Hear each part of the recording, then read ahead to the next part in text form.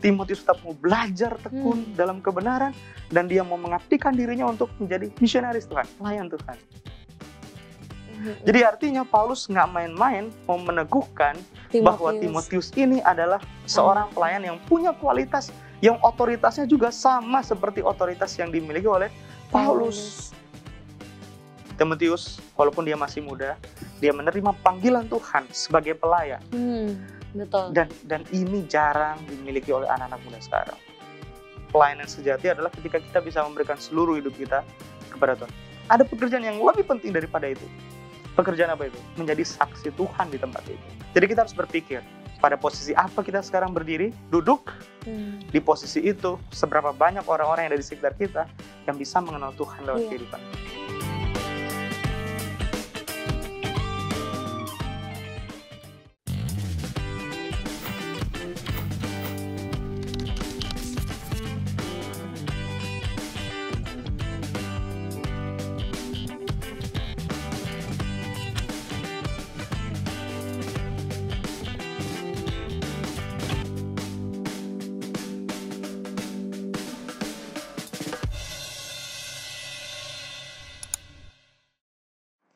Hai teman-teman, berjumpa lagi bersama dengan kami di Facebook What's on Your Mind. Terima kasih nih udah login bersama-sama dengan kita, dan pastinya untuk berkenalan dengan tokoh-tokoh Alkitab.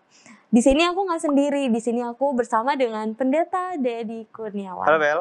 Shalom Pendeta. Halo. Apa kabar nih Pendeta? Hari ini makin sehat Bel. Puji Tuhan. Sehat Bella? Puji Tuhan, sehat juga Pendeta. Pasti teman-teman di rumah juga sehat ya. Harusnya demikian. Iya. Dan kami tetap mau mengundang teman-teman semua untuk subscribe, untuk follow, untuk komen semua sosial media dari Hope Channel Indonesia, mulai dari Instagram, mulai dari Facebook, YouTube, dan ada yang terbaru nih Pendeta. Oh, ini aplikasi ya? Betul. Kalau Pendeta udah nggak baru ya, karena Pendeta udah download. Betul. Tapi pasti teman-teman di rumah yang mungkin baru dengar, ini adalah aplikasi dari Hope Channel Indonesia. Kalian bisa download di Play Store, App Store, dan kalian bisa lihat semua program-program dari Hope Channel, khususnya Facebook. Dan kalian bisa juga mengirimkan permohonan doa di setiap sosial media Hope Channel. Kalau kalian ada yang mau didoakan, kalian mau cerita-cerita, mau sharing-sharing ya Pendeta, bisa banget itu. bisa kalian kirimkan di Hope Channel Indonesia, dan kami akan mendoakan Anda semua. Dan bisa juga request Bel. Oh iya, Tokoh-tokoh apa yang mau dibahas nih di program Facebook. Betul. Mereka bisa share, bisa request. Iya, jadi kalau kalian ada penasaran, aduh kayaknya toko yang ini pengen aku tahu lebih jauh gitu, bisa langsung komen di Hope Channel Indonesia di sosial medianya, kasih tahu toko siapa yang kalian mau kita bahas di selanjutnya ya, di episode selanjutnya. Dan kita berharap semua teman-teman kita boleh terhubung dengan Hope Channel selama 1x24 jam, betul? Iya dong, karena kan udah ada aplikasinya. Anakku aja yang masih kecil ya, kemarin ikut program apa itu Icon di Hope Channel. Aduh, excited banget. Padahal nggak ngerti apa-apa, tapi karena ada nyanyi-nyanyi, lalu dia ikut apalagi terus. Ada suara-suara yang menarik bayangkan sekali. Anak kecil aja excited, apalagi kita yang dewasa. Betul.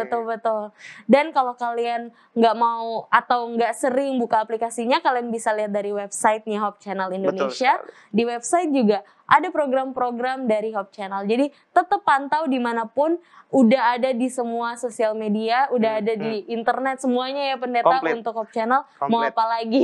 Betul sekali. Jadi tetap saksikan khususnya Facebook. Dan hari ini, kalau episode sebelumnya kita itu ada reunian ya Pendeta. Tapi sekarang kita nggak reuni, kita mau berkenalan sama temen yang baru yang belum pernah kita bahas sebelum-sebelumnya. Jadi untuk sekarang kita akan bahas, tapi sebelumnya ada clue-nya ya Pendeta. Betul, clue-nya ini Bella. Bella dan teman-teman semua di rumah boleh tebak siapa tokoh baru yang akan kita pelajari bersama di episode kali ini. Paulus, bukan Paulus, maksudnya Paulus menyebut teman baru kita ini anaknya di dalam iman. Bukan anak beneran secara biologis ya, secara jasmani, bukan. Tapi dia disebut sebagai anaknya yang sah dalam iman. Satu dari hal yang paling dikenal dari teman baru kita ini adalah kutipan yang populer. Jadilah teladan di masa mudamu. Tapi kayaknya mungkin udah ada teman-teman beberapa udah tahu, tapi kita kasih clue lagi, satu lagi Pendeta. Satu lagi, dia bertumbuh dalam iman karena ibu dan omanya. Wow, ibu dan omanya. Ibu dan omanya. Ayahnya ada atau nggak ada? Ayahnya ada. Oh, tapi lebih ke ibu tapi dan nanti ayahnya. kita akan bahas kenapa dia belajar dari ibu dan omanya. Oke. Waduh, kayaknya teman-teman udah penasaran. Jangan kemana-mana, kita akan langsung berkenalan dengan tokoh Alkitab berikut ini.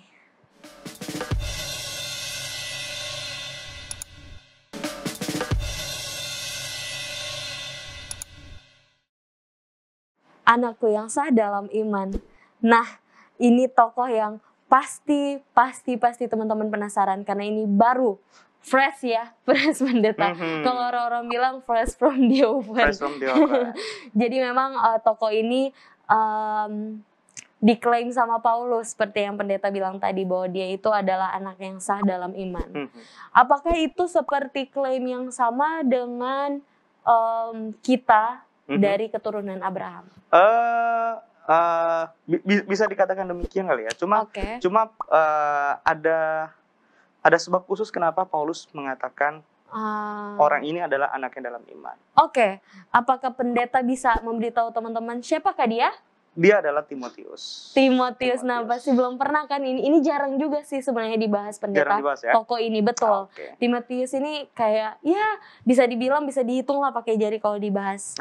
Padahal kehidupannya bagus loh. Karena kehidupannya sangat relate dengan kehidupan orang-orang muda saat ini. Kenapa aku katakan demikian? Karena Timotius dipanggil melayani di usianya masih muda. Jadi ini tokoh inspiring banget buat teman-teman orang muda yang rindu melayani. Kira-kira di umur berapa itu pendeta? Aku nggak bisa tebak kasih tahu berapa umurnya karena no clue dalam Alkitab usianya berapa. Tapi kemungkinan besar ada para pelajar Alkitab yang mengatakan dia under 20 katanya. Wow, dia sudah menjadi pelayan muda Tuhan. Sekali ya. Berapapun usianya, yang pasti Timotius masih muda. Tapi tidak menjadi halangan bagi dia di masa mudanya untuk menjadi seorang pelayan bagi Tuhan. Pelayan yang tangguh. Nah, kita mau ulik nih kehidupannya si Timotius ya. Kita perlu buka kitab Kisah Para Rasul pasal yang ke-16, Bella. Ya. Teman-teman di rumah juga pastikan buka kitabnya. Walaupun nanti akan ditampilkan sama tim kita ya. Betul. Di layar. Kisah Para Rasul pasal yang ke-16 ayatnya yang pertama. Silakan, Bel. Paulus datang juga ke Derbe dan ke Listra. Di situ ada seorang murid bernama Timotius. Ibunya adalah seorang Yahudi dan telah menjadi percaya, sedangkan ayahnya seorang Yunani. Ini yang penting bukan?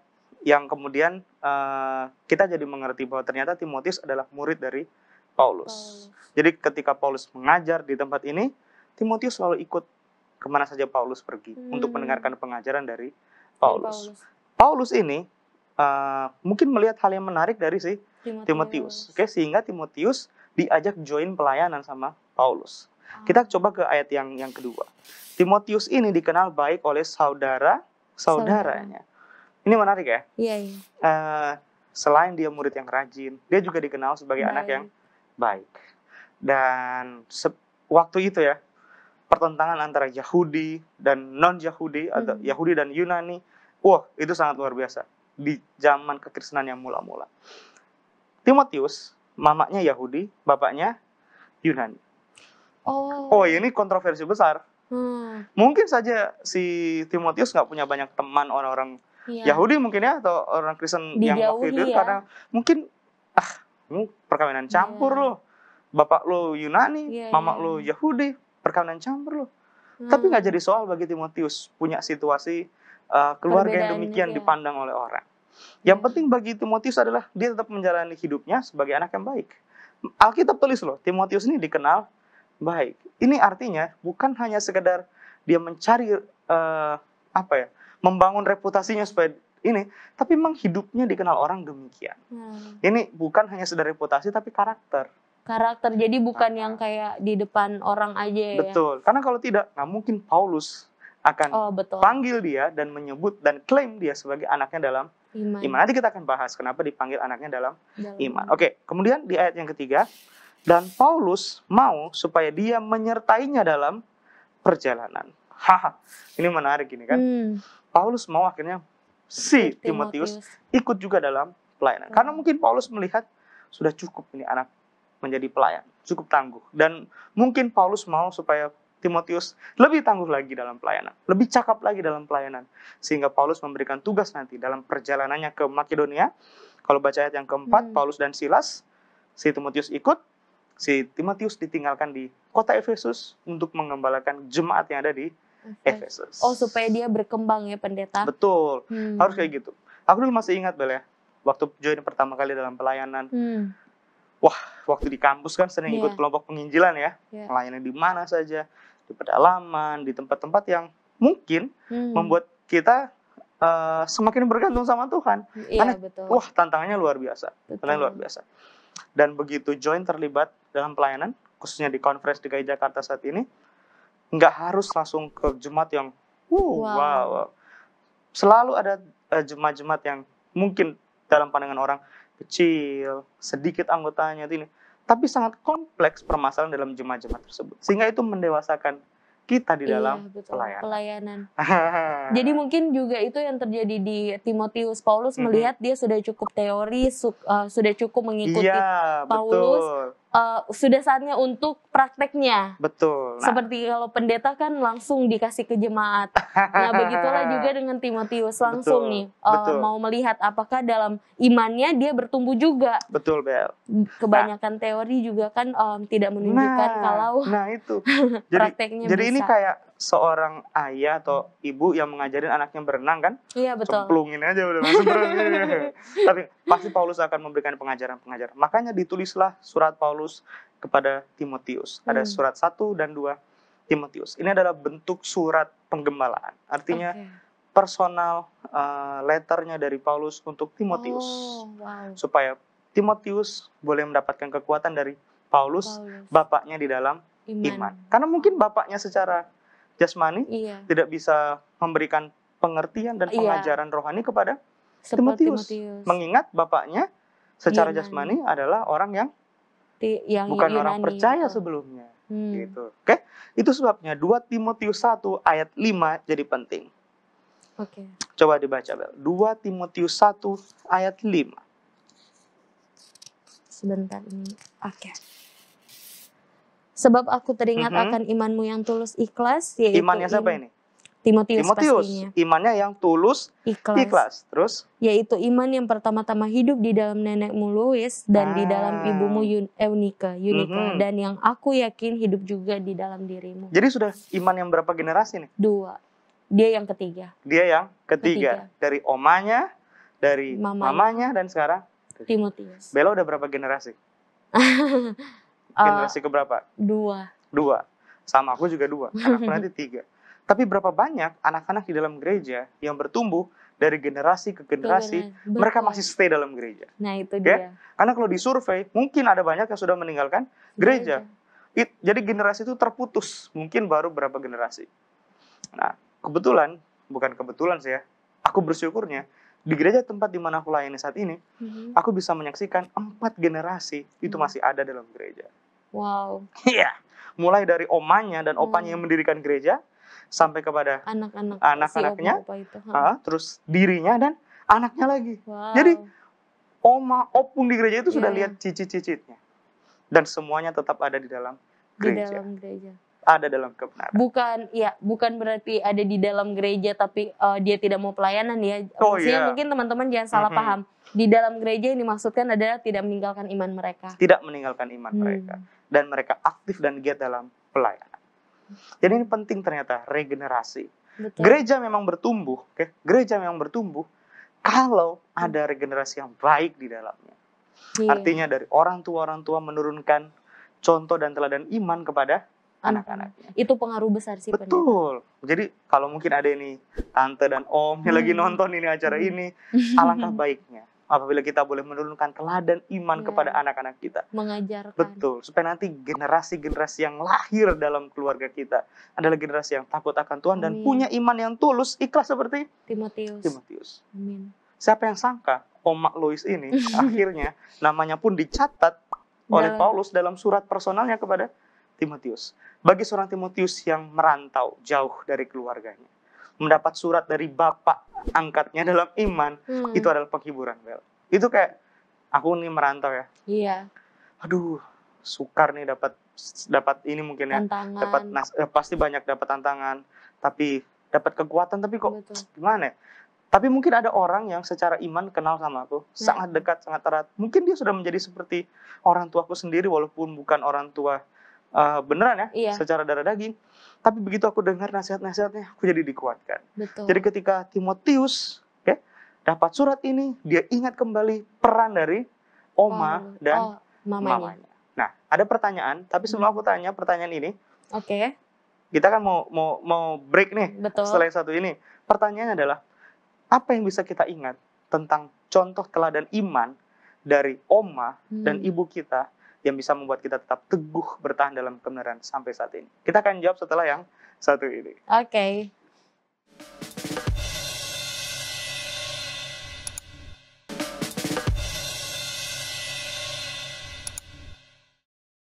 Kalian masih login di Facebook.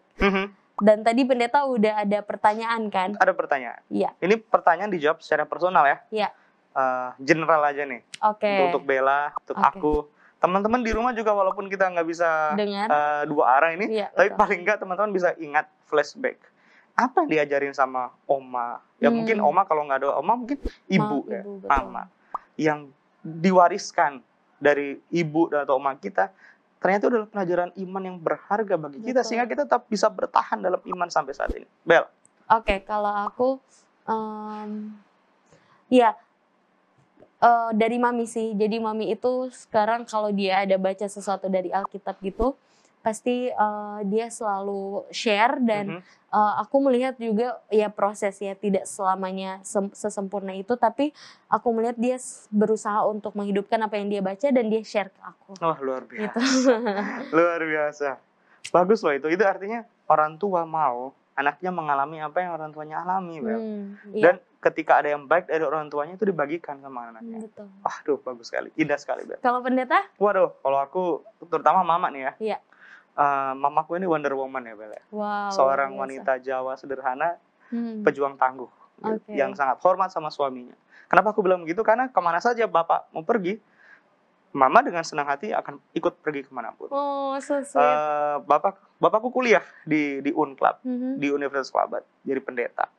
Mama yang mau nggak mau ikut dan turut mendukung suaminya yang mau kuliah jadi pendeta. Sambil bapak kuliah, mama yang bekerja luar biasa. Wow. Jadi mamaku goreng peyek. Peyek? Tahu. Mamaku bikin peyek, bapakku jualan. Habis itu mamaku ngajar di sekolah dengan berbekal uang 35.000 rupiah selama 1 bulan digaji oleh sekolah untuk menghidupi kehidupan kami semua. Jadi bayangkan mamaku masak nasi campur pakai singkong parut. Dan itu adalah makanan paling enak saat itu. Wow. Itu berapa anggota keluarga? Kami berlima. Mama, papa, aku, sama 2 adikku perempuan. Oh, 3 ya bersaudara? Yes. Dan you know what? Kami tinggal di kandang babi. Di Manado kan banyak kandang babi. Jadi ada gereja yang beli sedikit lahan di belakang gereja karena mau dibikin pastori. Ternyata itu adalah deretan kandang babi yang luas, yang panjang melebar. Jadi sebagian dibeli oleh gereja supaya nanti boleh dibongkar jadi pastori. Tapi kan belum ada budget. Jadi masih petak-petakan kandang babi. Disitulah kita tinggal. Oh, berapa lama di situ? Wah, dari aku SD sampai SMP. Wow, lumayan. Jadi kamu bisa bayangkan perasaan mamaku, dia tinggalin keluarganya semua, ikut suaminya tinggal di kandang babi. Tapi satu hal yang membuat aku sampai sekarang menyadari bahwa betapa besarnya perjuangan mamaku itu tadi itu.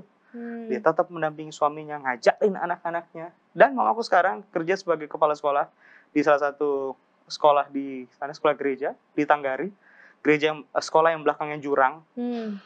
Waduh, berjuang sendirian, Bel. Di usianya sudah mau pensiun, naik motor sendirian subuh-subuh. Karena kan lumayan jauh jaraknya. Pulang udah sore, dan semua dilakukan sendiri. Karena bapak kan sudah meninggal ya. Bapak udah meninggal beberapa tahun yang lalu. Jadi, itu yang membuat secara pribadi, aku juga harus tekun dan tangguh di dalam melayani. Dan contoh juga bahwa ternyata perempuan itu tetap harus menghormati. Yes, laki-laki, betul sekali. Betul apalagi sekali. Maksudnya istri ke suami. Betul sekali. Mungkin itu juga yang dialami oleh Timotius. Ketika dia melihat perjuangan dari mamanya menikah dengan orang yang berbeda kan? Itu pasti banyak sekali masalah. Tapi mamanya tetap bisa mendidik Timotius di dalam iman kebenaran. Timotius tetap mau belajar tekun dalam kebenaran. dan dia mau mengabdikan dirinya untuk menjadi misionaris Tuhan, pelayan Tuhan. Dan kita bisa juga lihat dari mamanya, kalau mamanya itu memegang kuat imannya, karena mamanya tidak terpengaruh dengan perkawinan campuran itu, ajaran-ajaran dari perkawinan campuran, justru mamanya menjadi suatu terang untuk papanya pastikan, dan juga Timotius, bagaimana dia mendidik Timotius dengan memiliki iman yang Paulus bilang tulus dan ikhlas, itu tidak gampang loh. Betul dengan sekali. Anak muda seperti itu. Kita lanjut ya. Ya. Kita lanjut supaya jangan kehidupan kita berdua nanti dibahas kan. Kehidupan Timotius harus dibahas. Oke. Kita kembali ke Kisah Para Rasul, Bel. Kisah Para Rasul masih di Kisah pasal yang ke-16. Oke. Di ayatnya yang ke berapa ini ya? Ayatnya yang kedua, Timotius ini dikenal baik. Oke. Paulus mau dia menyertainya dalam perjalanan, dan Paulus menyuruh dia supaya dia disunat. Apa pentingnya ini? Ingat tadi aku bilang, kontroversi Yahudi dan bukan Yahudi itu sangat gencar di zaman itu. Jadi supaya Timotius bisa berterima di hadapan orang-orang Yahudi sekalipun, walaupun dia punya darah Yahudi, tapi untuk lebih memastikan supaya dia berterima dan lebih efektif pemberitaan Injil keselamatannya, Paulus bilang, kamu sunat. Kamu sunat. Ini sunat ini bukan karena status keselamatan ya, bahwa dia adalah keturunan Yahudi, dia keturunan Abraham sehingga dia berhak. No, bukan itu. Sunat ini supaya Paulus bilang kita harus bijak-bijak. Kamu pintar, Timotius bagus, tapi kamu harus pintar-pintar. Supaya kamu boleh bersaksi juga, bukan hanya bagi orang yang non-Yahudi, tapi juga bagi orang Yahudi. Sehingga di mata orang Yahudi kami juga dipandang layak. Oke. Jadi Paulus memberikan keteguhan hati dan mempersiapkan Timotius. Bukan cuma batinnya, tapi lahirnya juga. Lahir dan batin. Bukan cuma kata-kata aja, tapi dia juga mengarahkan yang harus dilakukan. Yang harus dilakukan. Sekarang kita ke 1 Timotius 1. Oke, 1 Timotius 1. Ayat yang pertama boleh, Bel? Dari Paulus, Rasul Kristus Yesus menurut perintah Allah, Juru Selamat kita, dan Kristus Yesus dasar pengharapan kita. Dari siapa ini? Dari Paulus. Paulus mau meneguhkan kepada para pembaca, termasuk kepada Timotius yang menerima surat ini, bahwa surat ini dari Paulus, Rasul Kristus Yesus. Jadi otoritas Paulus menyebut dia Rasul itu datangnya dari Yesus Kristus. Sehingga ini bagus dan baik dibaca oleh para jemaat ketika mereka membaca bahwa ini datangnya dari Paulus, Rasul Kristus Yesus. Jadi otoritas Paulus datangnya dari Yesus. Makanya kalau dia bilang kepada Timotius, anakku yang sedalam iman, orang nggak akan pandang enteng sama si Timotius. Iya. Oke? Masuk akal. Masuk akal kan? Betul. Jadi, dia anaknya Paulus, dalam iman. Paulus ini Rasul Tuhan. Jadi artinya Paulus nggak main-main mau meneguhkan bahwa Timotius ini adalah seorang pelayan yang punya kualitas, yang otoritasnya juga sama seperti otoritas yang dimiliki oleh Paulus. Makanya dia disebut sebagai anak di dalam iman. Wow, luar biasa ya. Ya. Walaupun mungkin secara biologis mereka nggak punya hubungan apa-apa, tapi ikatan batin, hubungan yang indah dalam pelayanan yang berkualitas itu seolah-olah menggambarkan hubungan antara ayah dan anaknya. Wah, itu dekat sekali ya. Iya. Selama aku melayani di tempat pelayananku, Bel, aku diberi kesempatan untuk jadi associate pastor. Aku belajar dari senior pastor yang ada di jemaat tersebut. Belajar banyak hal. Saking seringnya mungkin keluar bareng melawat, melayani terus bersama-sama berdua. Jadi udah kayak adik kakak, sudah sama kayak orang tua, ya kan? Bahkan kadang-kadang kalau jalan, senior pastorku, ngerangkul gitu terus jalan, Pastor Dedi. Malahan beberapa kali ya disebutnya my beloved young brother. Jadi udah kayak, aduh, dekat banget ini, hangat banget. Jadi orang pikir kayak, kakak adik ya? Bukan. Ini senior dan juniornya nih. Betul. Senior pastor dan associate pastornya. Luar biasa ya. Klop banget ya, ini banget ya. Chemistry-nya dapat. Itulah yang dialami oleh Timotius. Jadi Paulus menganggap sudah seperti orang tuanya sendiri. Kedekatan mereka. Jadi ini pelajaran pertama yang penting, Bel. Timotius, walaupun dia masih muda, dia menerima panggilan Tuhan sebagai pelayan. Betul. Dan ini jarang dimiliki oleh anak-anak muda sekarang. Karena banyak anak muda terlibat melayani hanya sekedar untuk mencari citra diri.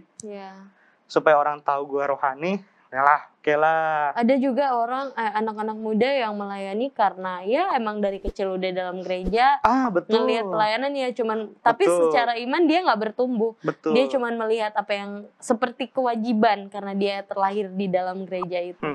Jadi pelayanan menurut dia hanya satu kewajiban. Tentu ini tidak boleh dilakukan sama kita, karena pelayanan sejati adalah ketika kita bisa memberikan seluruh hidup kita kepada Tuhan. Bukan berarti aku lagi ngajak teman-teman untuk stop kerja, terus ayo kita rame-rame melayani. No, bukan. Tapi paling tidak kita di bagian-bagian terindah dalam kehidupan kita mengerti kenapa Tuhan menempatkan kita pada tugas itu. Iya. Kenapa Bella ada di tempat ini? Mungkin ini adalah bagian dari pekerjaan Bella, tapi ada yang jauh lebih penting daripada itu. Bahwa Bella dipanggil untuk menjadi seorang pelayan. Amin. Mungkin teman-teman kita ada yang bekerja di kantor sebagai akuntan, ada mungkin sebagai guru, atau apapun pekerjaan yang kita lakukan. Sadar atau tidak, bukanlah kebetulan Tuhan menempatkan teman-teman pada posisi itu. Bukan untuk mengerjakan pekerjaan sebagai akuntan, guru. Bukan. Ada pekerjaan yang lebih penting daripada itu. Pekerjaan apa itu? Menjadi saksi Tuhan di tempat itu.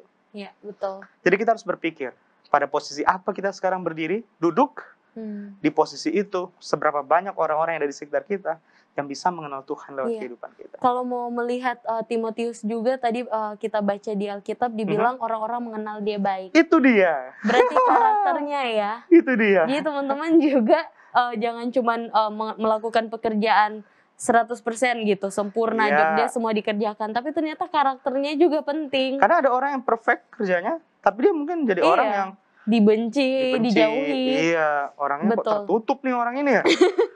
Ini apa sih? Orang Kristen lagi begini. Betul, ini yang aneh nih. Makanya 1 Timotius 4 ayat 12, Bella boleh baca 1 Timotius 4 ayat 12. Paulus memberikan apa istilahnya? Nasihat yang penting sama Timotius. Oke. Dan dengan memungkiri kesetiaan. Ayat 1 Timotius 4. Oh, ayat 12. Oke. Jangan seorang pun menganggap engkau rendah karena engkau muda. Itu berarti Timotius masih muda. Masih muda. Makanya Paulus bilang jangan ada orang yang menganggap engkau rendah karena engkau masih muda. Ada kan kayak, masih muda ngapain sih lu? Iya, betul-betul. Kan sering kan? Betul. Mungkin dalam jemaat kita diberikan sebuah jabatan rohani penting mungkin. Tapi kita mungkin rasa kayak masih muda.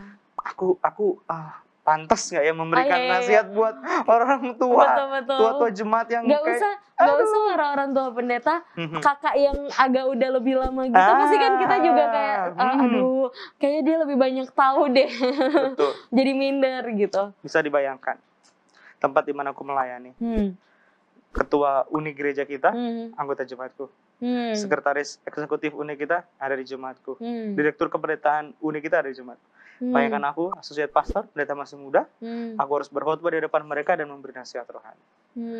Iya, betul. Oke? Iya sih. Atau mungkin ada orang yang tua dalam gereja, yang punya pengalaman administratif yang luar biasa. Iya. Tiba-tiba ada kesalahan yang dia lakukan. Gimana caranya aku yang masih muda ini memberikan nasihat supaya dia bertobat dari apa yang dia sudah lakukan? Yes, segan mungkin kan, tantangan tersendiri. Tapi Paulus bilang, jangan seorang pun menganggap Bella rendah karena Bella masih muda. Yes, terus apa katanya Bella? Ini, jadilah teladan bagi orang-orang percaya dalam perkataanmu, dalam tingkah lakumu, dalam kasihmu, dalam kesetiaanmu, dan dalam kesucianmu. Menarik nih.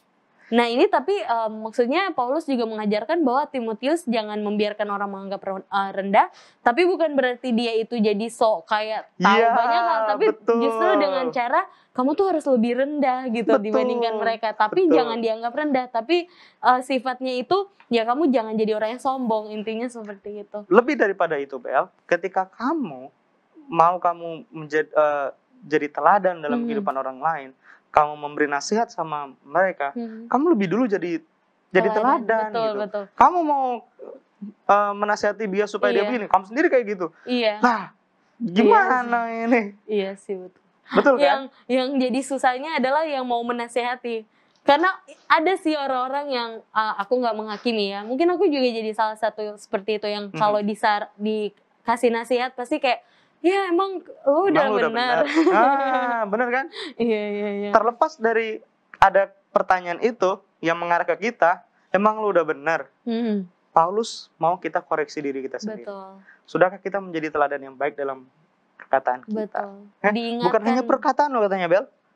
dalam tingkah laku. Artinya seimbang apa yang kita ucapkan dan kita lakukan. Ada banyak orang yang manis bibirnya di mimbar, tapi begitu keluar dari mimbar, turun dari mimbar, keluar dari gereja, ampas semua, Bel. Dalam tingkah lakumu dan dalam kasihmu. Ada kasih loh di situ. Betul sekali. Dan yang paling penting adalah kesetiaanmu dan kesucian. Nah, kesucian itu tuh yang benar-benar harus digaris besar. Nanti kita akan bahas sedikit tentang itu ya. Tapi tentang kesetiaan, ada banyak orang yang tidak punya konsistensi di dalam memberikan contoh teladan. Sehingga itu juga yang kemudian memberikan efek buruk bagi anak-anak muda di dalam jemaat. Aku mau kasih tahu sebuah fakta nih ya. Tapi mungkin setelah yang satu ini kali ya. Ini fakta penting soalnya nih. Berarti kita tahan dulu, jangan kemana-mana, tetap di Facebook.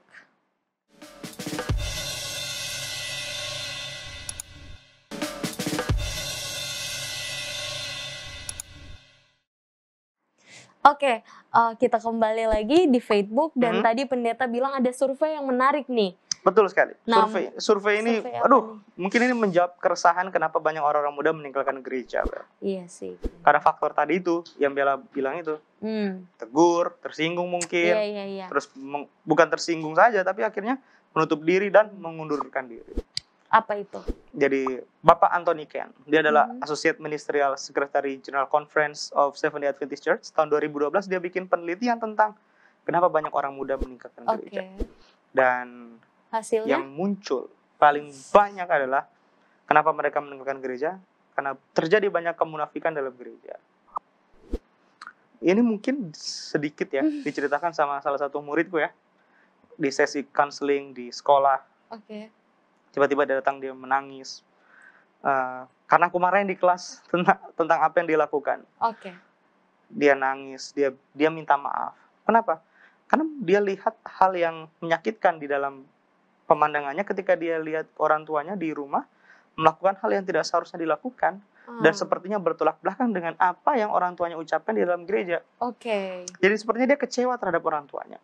Sehingga akhirnya dia menunjukkan kekecewaannya dengan menunjukkan pemberontakan. Agama itu hanya ritual, katanya kan. Agama itu nggak memberikan pemuasan hidup, nggak menjamah. Oleh karena ya gimana mau menjamah? Ini kelas berapa anaknya? SMP loh. Wow, udah kritis ya. SMP loh.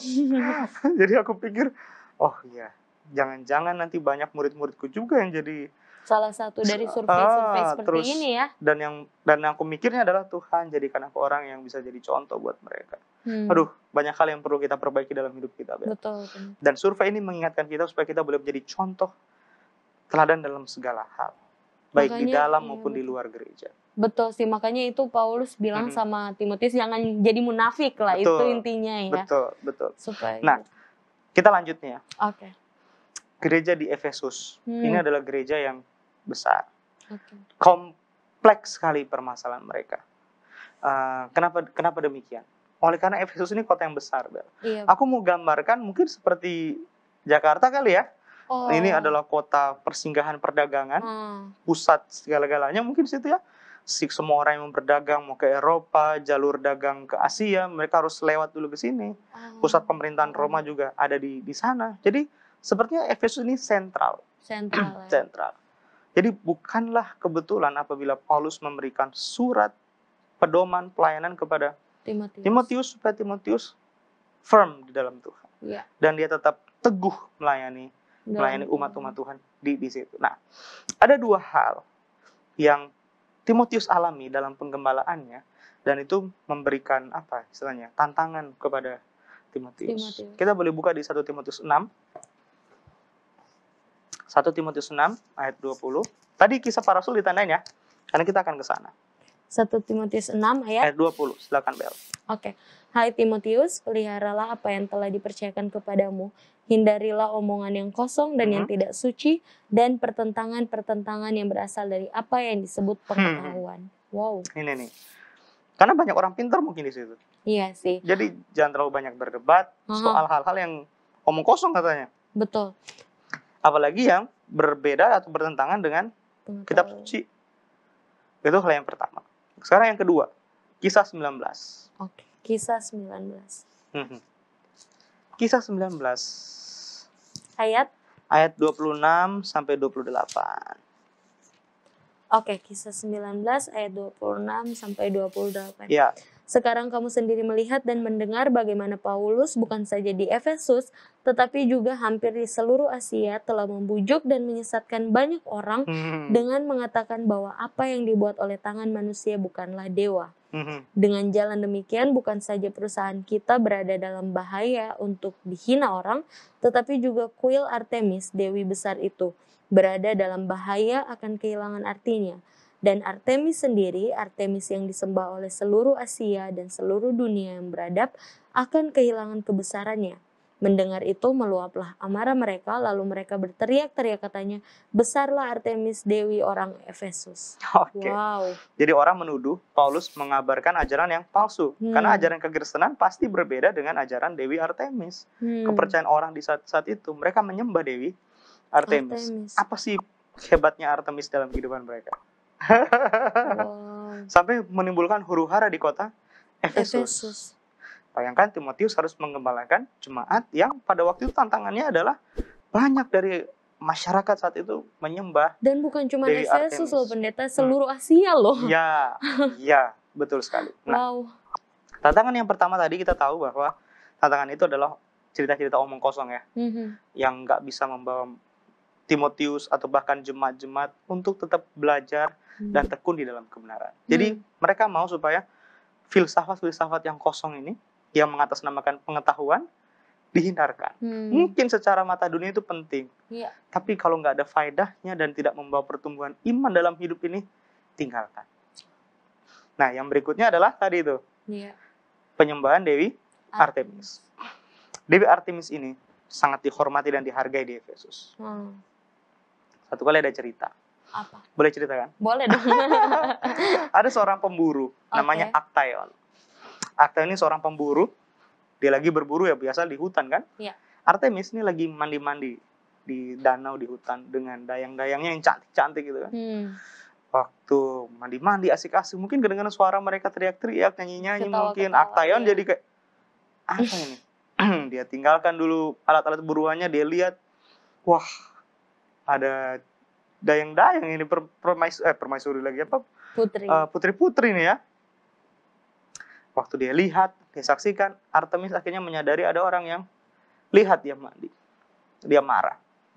Maka dikutuklah Actaeon. Waktu dia dikutuk, si Artemis panggil anjing-anjing hutan untuk makan si Actaeon. Jadi di sana ada patung, ada kayak laki-laki sama banyak anjing di sekitarnya. Itulah patung Actaeon dan anjing-anjing yang dipercaya bahwa Artemis mengutuk dia.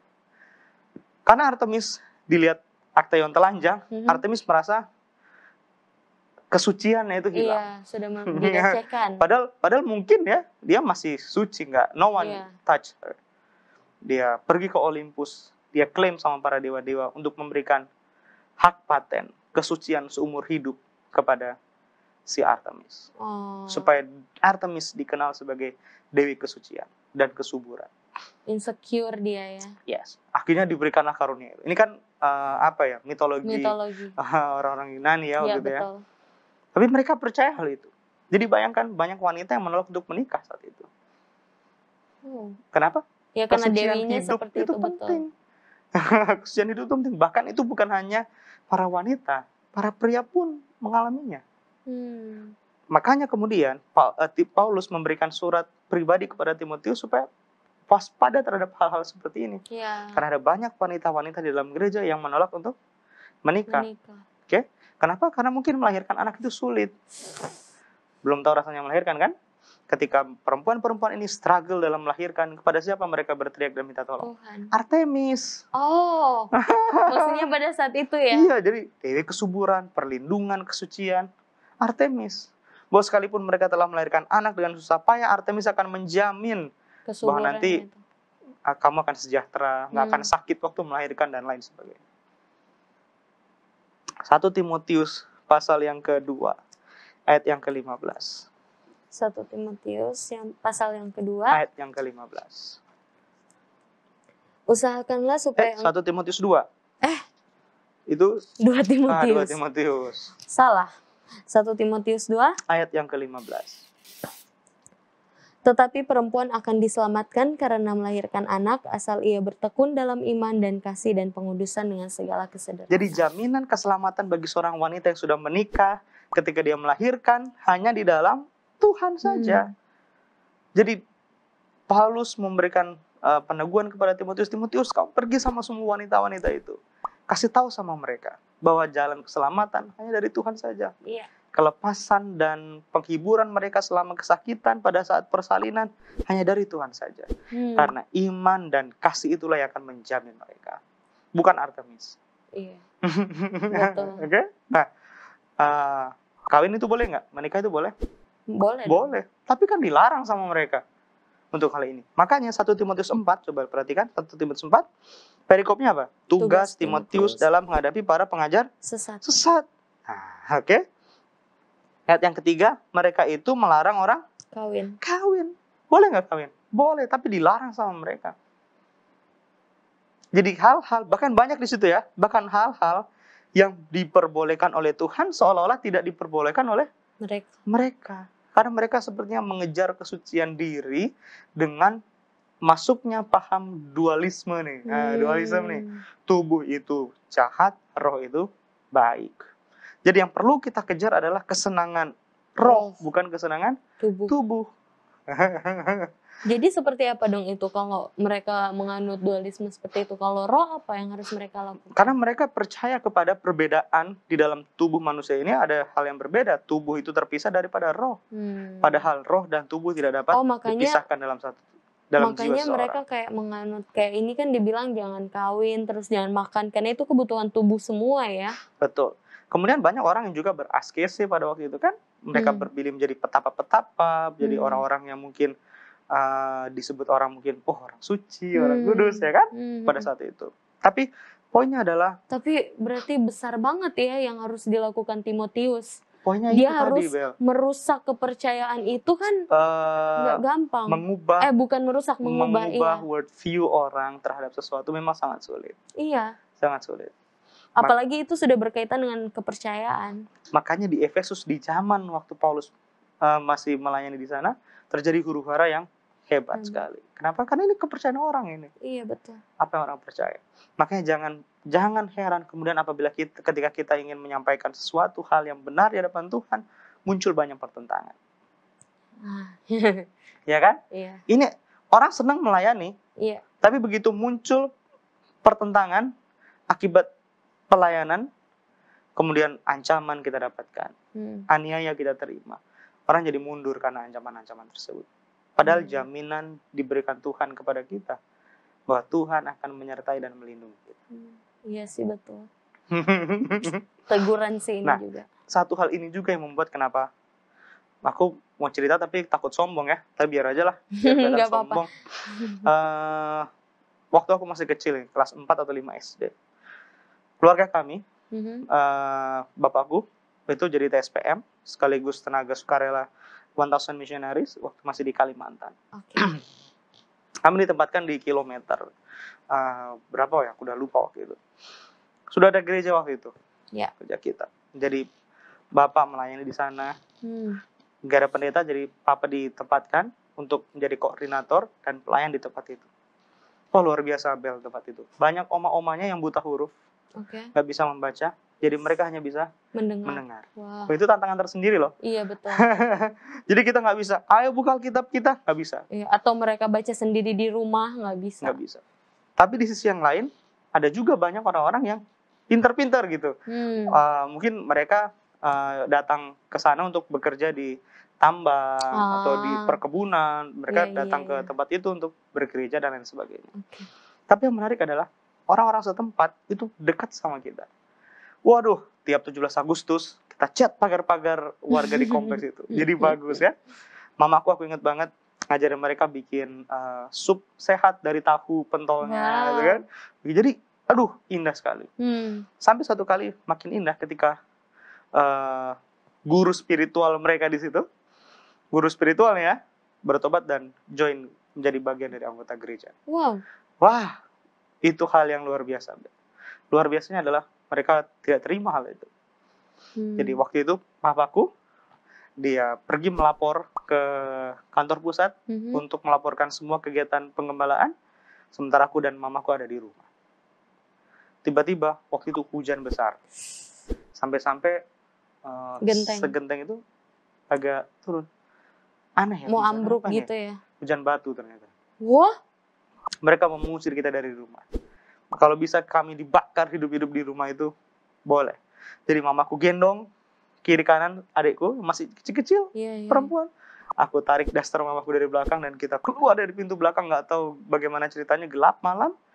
Tiba-tiba kita udah ada di rumah anggota jemaat. Waktu itu dia bekerja sebagai Tentara Nasional Indonesia, TNI. Jadi kami dijaga di situ dan ada yang bisa sentuh kita.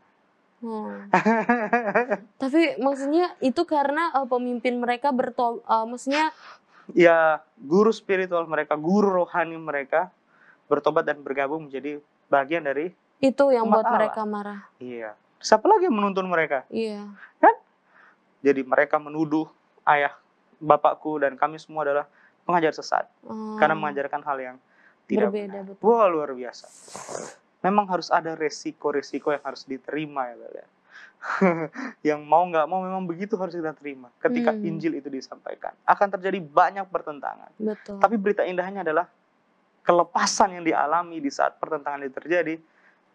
It's for real, man. Iya, betul. Dan itu adalah satu dari sekian banyak hal yang membuat aku bisa bertumbuh dalam iman dan belajar untuk terus setia sama Tuhan dalam pelayanan. Iya, betul sih. Luar biasa ya. Oh, by the way, kita sudah di penghujung acara. Sementara mungkin pembahasan kita masih panjang. Iya. Mungkin kita perlu berpikir untuk lanjutkan ini di episode selanjutnya. Episode reuni ya. Boleh. Kita harus ambil kesimpulan, Bel, untuk apa yang sudah kita pelajari di episode kita ini. Iya. Bella dulu. Oke, kalau menurut aku kesimpulannya ternyata di saat kita diberikan tanggung jawab yang lebih besar, bukan berarti kita harus menjadi orang yang sombong. Justru disitulah Tuhan mau melihat bagaimana kerendahan kita. Kita mau membawa diri kita serendah sampai mana untuk dapat melayani orang. Dan bukan saja dengan kerendahan hati sesampai mananya aja, tapi ternyata karakter kita juga di saat itu. Bagaimana kita tetap menjalankan karakter kita seperti yang Tuhan mau, dan tetap menjaga iman kita, juga kerendahan hati kita, dan kasih. Betul. Berarti kalau misalkan kayak Timotius itu dia diperhadapkan dengan banyak sekali masalah dalam kehidupannya, dalam pelayanannya khususnya, berarti di situ kan dia harus menunjukkan kasih. Betul. Ada orang ya di saat mereka sudah bertentangan jadi musuh-musuhan, dendam-dendaman, tapi ternyata di sini kita melihat Timotius, dia diajarkan untuk selalu memberikan kasih. Ternyata tidak boleh ada emosi. Itu sih kesimpulannya. Thank you, Bel. Teman-teman kita yang ada di Jakarta, atau mungkin di kota-kota besar, atau mungkin di tempat manapun kita berada, great controversy itu selalu ada ya. Selalu kita alami ya. Bahkan saat kita bangun pun kita menyadari pertentangan besar itu, sementara kita gumuli bersama-sama. Tapi terlepas dari itu adalah Tuhan mau kita ada selalu di pihaknya, di pihak Tuhan. Karena di situ ada kemenangan untuk melawan semua hal-hal yang sifatnya negatif dan buruk, jahat. Timotius adalah orang yang dikenal baik. Kita harus belajar dari Timotius, orang yang muda ini, seperti kita, teman-teman, kita masih muda. Kita harus belajar dari Timotius. Ketika Timotius boleh mengalahkan semua hal-hal yang buruk yang ada di lingkungannya, sehingga dia memilih jalan yang baik dan benar. Dia mau belajar dari Rasul Paulus, dan dia mau menjadi pengikut Kristus yang sejati, dan dia mau memberikan hidupnya untuk melayani Tuhan. Tidak banyak anak-anak muda yang berani memilih langkah ini. Kenapa? Karena mungkin risikonya besar. Satu, nggak populer. Dua, gue nggak kaya. Gue mau populer, kaya, mati masuk surga. Apa yang didapat sama Timotius? Nggak ada kan? Kita nggak tahu juga Timotius mobilnya Ferrari. Sorry. Disebut lagi merek itu. Mobilnya mobil sport gitu, ya. Ceweknya nggak tahu model kayak gimana. Pertentangan terus dialami sama Timotius sebagai seorang pelayan Tuhan. Menjadi seorang pelayan Tuhan, kita nggak boleh hanya mau manis-manisnya saja. Betul. People know, Bella luar biasa. Tapi ada saat-saat di mana Bella sungguh-sungguh bergumul sama Tuhan untuk dilepaskan dari ancaman-ancaman, bahkan mungkin ancaman maut sekalipun. Tapi berita baiknya adalah Tuhan sendiri yang berjanji, aku akan menyertaimu sampai kepada akhir zaman. Amin. Itu juga dialami oleh Timotius di dalam pertentangannya. Dan semoga itu dialami sama teman-teman di dalam pergumulan apapun yang teman-teman sementara alami.